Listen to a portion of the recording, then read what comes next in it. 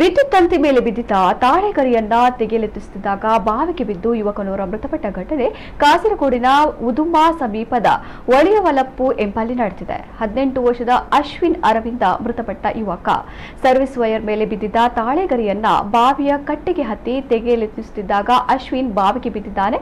ಮಾಹಿತಿ ತಿಳಿದು ಕಾಸರಗೋಡಿನಿಂದ ಆಗಮಿಸಿದ ಅಗ್ನಿಶಾಮಕ ದಳದ ಸಿಬ್ಬಂದಿ ಯುವಕನನ್ನ ಮೇಲಕ್ಕೆತ್ತಿದ್ದಾರೆ. ಆದರೆ ಆಸ್ಪತ್ರೆಗೆ ತಲುಪಿಸಿದರೂ ಆತ ಅದಾಗಲೇ ಮೃತಪಟ್ಟಿದ್ದ ಎಂದು ತಿಳಿದು ಬಂದಿದೆ.